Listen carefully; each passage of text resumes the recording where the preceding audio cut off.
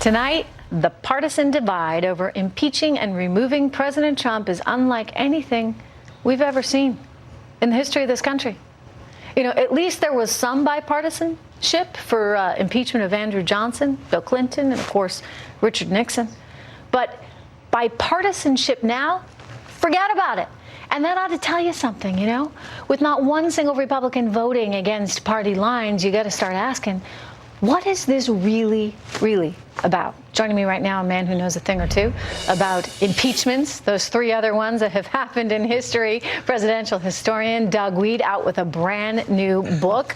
Congratulations. I know that you interviewed many members of the Trump family for that book. We can get to that in a second. But let me just get your reaction to this. I mean, do you think it's pretty telling that not one single Republican voted for this? I mean, it's like there's a big red line, a big red fence. Yeah. First, let me say congratulations on interviewing Mike Pence tomorrow night. I thought that has to be Trish Regan. There's impeachment. She's interviewing the vice president.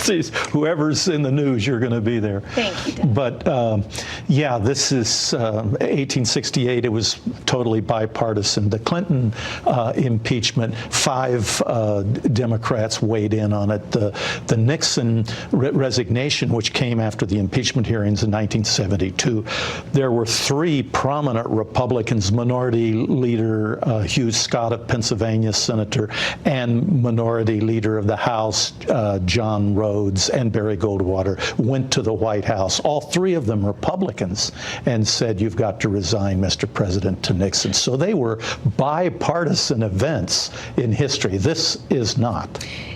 Nancy Pelosi wanted it to be. I mean, she said she wouldn't actually, think about impeachment unless it was bipartisan because it's too divisive for a country. She was correct when she said that, but somehow, she's not taking her own advice. Perhaps the squad has gotten the better of her. I think maybe so. She's got to keep her base. That's one of the basics in politics, and her base was moving ahead of her. And when AOC started making those statements saying the real enemy is not the president, it's our own party, she had to move pretty quickly to assert control. Okay, so now she's effectively, I think, sacrificing her party. I mean, it may help Doug, the future of AOC, or any other member of the squad, or anybody that's really anti-Trump and has made that their entire platform. But what about those battleground states that she needs, Nancy Pelosi needs and wants to get? And by the way, if you want to win the presidency, you're going to need to be able to perform better and resonate more in some of those other places. Well, the biggest tragedy is for the country, not Nancy Pelosi or the Democrat Party. Just think what this is going to do to the country and what it means for future presidential candidates. I mean, they wanted to impeach him before he was inaugurated.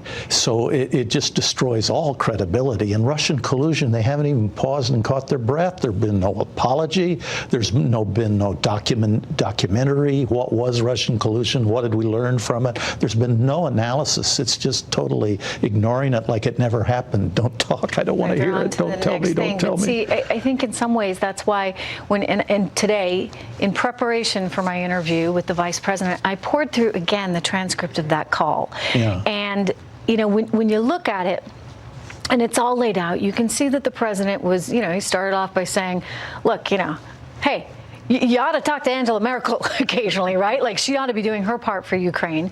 And then he segued into, you guys might know something about what happened in 2016. And Ukraine might. I mean, to me, you don't leave any stone unturned, as they say, right? He still wants to put together that puzzle. I think he's still left asking, why is it that this, Christopher Steele and opposition research, why was that treated as gospel to the point where, you can go and get a FISA warrant on an innocent American? I mean, these are questions that we still have not had answered.